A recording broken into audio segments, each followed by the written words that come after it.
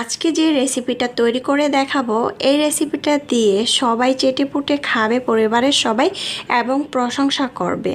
মাত্র 4 টুকরো মুরগির মাংস হলেই এত মজাদার একটি রেসিপি তৈরি করছি। রুটি, পরোটা, গরম ভাতের সাথে সবাই চেটেপুটে খাবে। চাইলে কিন্তু সেহারিতেও রাখতে পারেন, সেদিন ভাত একটু বেশিই খাবে। হ্যালো ফ্রেন্ডস, আসসালামু আলাইকুম। আজকের রেসিপিতে স্বাগতম জানাচ্ছি। এখানে প্রথমে আমি 4 টুকরো চিকেন ভালোভাবে ধুয়ে পরিষ্কার করে 1 কাপ পানি দিয়ে সামান্য লবণ দিয়ে সিদ্ধ করে নিয়েছি। দেখতে পাচ্ছেন কোনো হলুদ মরিচ কিছু দিতে হবে না, শুধু লবণ দিয়ে সিদ্ধ করে নিয়েছি। তারপর আমি এটাকে উঠিয়ে ছোট ছোট করে এভাবে করে কেটে টুকরো করে নিচ্ছি, দেখতে পাচ্ছেন। আর হাফ কেজির মতো আলু কেটে ধুয়ে পরিষ্কার করে ছোট ছোট করে কেটে নিয়েছি।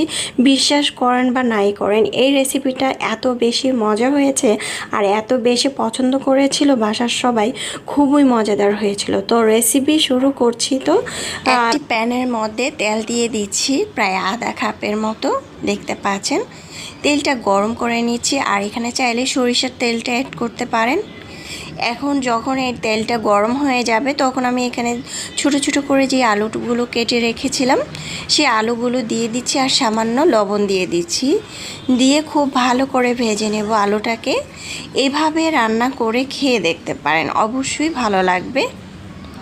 এই তো আলুগুলো খুব ভালো করে ভেজে নিয়েছি। যখন হালকা বাদামি কালার হয়ে আসবে তখন আলুটাকে আমি উঠিয়ে নেব। এই তো আলুটাকে আমি উঠিয়ে নিয়েছি। এখন ওই তেলটার মধ্যে দিয়ে দিচ্ছি আস্ত 1 চিমটি জিরা। জিরাটা দিলে খুব সুন্দর একটি ফ্লেভার আসে। তারপরে দিয়ে দিচ্ছি পেঁয়াজ কুচি আমি 1 কাপের মতো দিয়েছি, আর দিয়ে দিলাম কাঁচামরিচ কুচি। এই তরকারির মধ্যে পেঁয়াজটা একটু বেশি লাগে, আর দিলে খেতে ভালো লাগে, তরকারিটা ঘন হয়।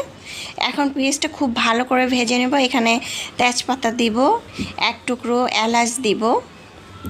তারপর হচ্ছে টমেটো দিয়ে দিলাম। আমি 2টি টমেটো এখানে কেটে দিয়ে দিলাম।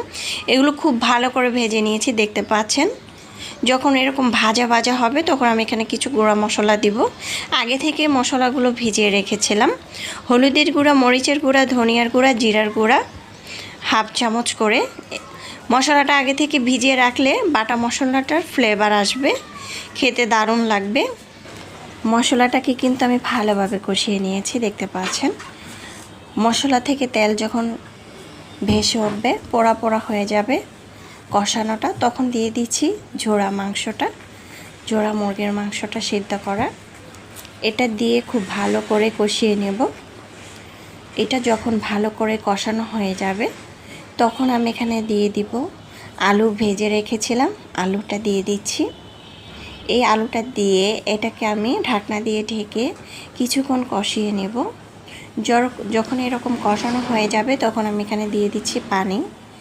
আমি এখানে পানি দিয়ে দিচ্ছি 1 কাপ থেকে 1.5 কাপের মতো, বেশি পরিমাণ পানি দেব না। তাছাড়া আমি এটা ঝোল রাখবো না, একদম শুকনো শুকনো করে ফেলবো, তাই পানির পরিমাণটাও কম দিচ্ছি। আপনারা চাইলে কিন্তু ঝোল রাখতে পারেন, সেক্ষেত্রে ঝোলটা আর একটু বেশি দিতে পারেন। তবে আমি এগুলো সিদ্ধ করে নিয়েছি, আলু ভাজা করে নিয়েছি, সেক্ষেত্রে কিন্তু বেশি পানি দেওয়ার প্রয়োজন নেই। আরও কয়েকটা কাঁচামরিচ দিয়ে দিলাম। তারপরে এই যে ঝোলটা যখন এরকম মাখা মাখা হবে তখন চাইলে কিন্তু একটু ঝোল ঝোল রেখে আপনারা এটা খেতে পারেন। এই পর্যায়ে কিন্তু অবশ্যই ভাজা জিরার গুঁড়াটা অ্যাড করতে পারেন। ভাজা জিরার গুঁড়াটা অ্যাড করলে কিন্তু খেতে দারুণ লাগবে, সুন্দর একটি ফ্লেভার আসবে। এখন ঝোলটাকে ভালোভাবে আমি শুকিয়ে নিচ্ছি। এই তো ঝোলটা কিন্তু একদম শুকনো শুকনো হয়ে গিয়েছে। এটার থেকে যখন দেখবেন তেল উঠে আসছে তখনই কিন্তু ভাববেন তরকারিটা হয়ে গিয়েছে। এই তরকারিটা দিয়ে রুটি, পরোটা, গরম ভাতের সাথে সবাই চেটেপুটে খাবে। খেতে এত বেশি মজা হয়েছিল। যাই হোক, আলহামদুলিল্লাহ খুবই মজা হয়েছিল। চাইলে ট্রাই করতে পারেন। রেসিপি ভালো লাগলে চ্যানেল সাবস্ক্রাইব করে লাইক দিয়ে পাশে থাকবেন। আল্লাহ হাফেজ।